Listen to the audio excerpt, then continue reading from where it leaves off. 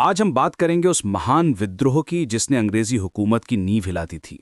1857 का विद्रोह, जिसे हम पहला स्वतंत्रता संग्राम भी कहते हैं। यह सिर्फ एक सैनिक विद्रोह नहीं था, बल्कि भारतीय जनमानस की आज़ादी की पहली आवाज थी। इस विद्रोह ने दिखा दिया था कि भारतीय अपनी गुलामी को कभी स्वीकार नहीं करेंगे।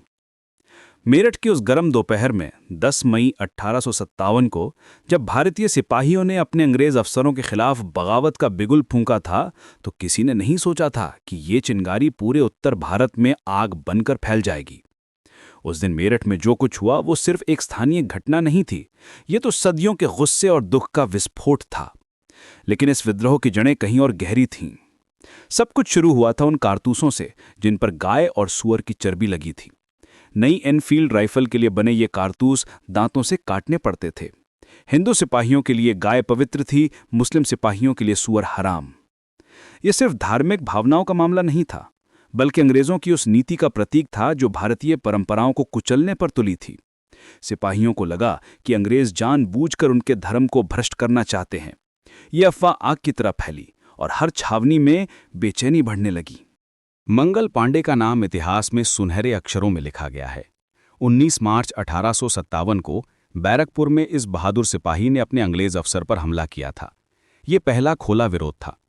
मंगल पांडे ने वो किया जिसकी हिम्मत किसी और में नहीं थी। उन्होंने अपनी जान की परवाह न करते हुए अन्याय के खिलाफ आवाज उठाई। अप्रैल में उन्हें फांसी दे दी गई, लेकिन उनकी शहादत ने हजारों दिलों में बदले की आग जला दी।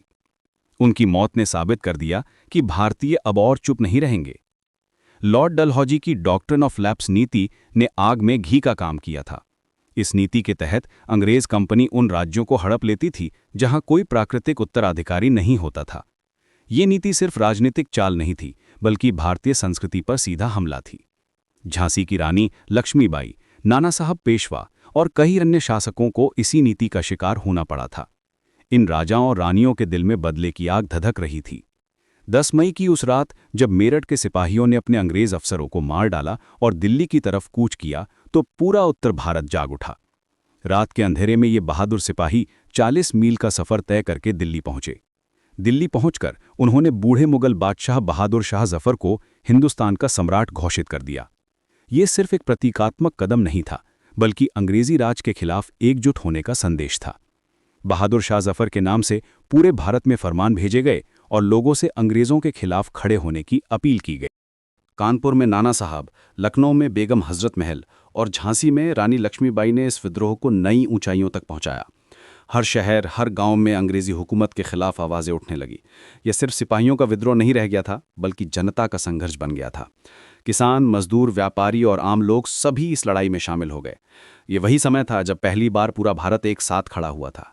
लेकिन अंग्रेजों ने भी अपनी पूरी ताकत झोंक दी।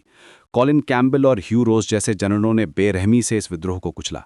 दिल्ली, कानपुर और लखनऊ में भयानक लड़ाइयां हुईं।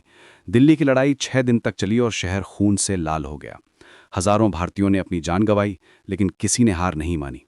अंग्रेजों का बदला इतना क्रूर था कि उन्होंने विद्रोहियों को तोपों के मुंह पर बांधकर उड़ा दिया। लेकिन इस क्रूरता ने भारतीयों के हौसले को और भी मजबूत बना दिया। इस विद्रोह में लगभग 8 लाख भारतीयों ने अपनी जान गंवाई, जबकि अंग्रेजों के 2600 सैनिक और 157 अफसर मारे गए। ये आंकड़े बताते हैं कि ये लड़ाई कितनी भयानक थी, लेकिन इन संख्याओं के पीछे हर एक जान की कहानी है, हर एक शहीद का सपना है। 1859 तक ये विद्रोह दबा दिया गया, लेकिन इसने भारतीय स्वतंत्रता संग्राम की नींव रख दी थी। इस विद्रोह के बाद ईस्ट इंडिया कंपनी का शासन खत्म हो गया और भारत सीधे ब्रिटिश क्राउन के अधीन आ गया। ये बदलाव दिखाता था कि अंग्रेजों को समझ आ गया था कि भारत को संभालना आसान काम नहीं है। 1857 का विद्रोह हमें सिखाता है कि आज़ादी की कीमत बहुत ऊंची होती है। मंगल पांडे से लेकर रानी लक्ष्मीबाई तक हर वीर योद्धा ने अपना सब कुछ न्योछावर कर दिया। उनकी शहादत व्यर्थ नहीं गई। यही विद्रोह आगे चलकर महात्मा गांधी के नेतृत्व में स्वतंत्रता संग्राम का आधार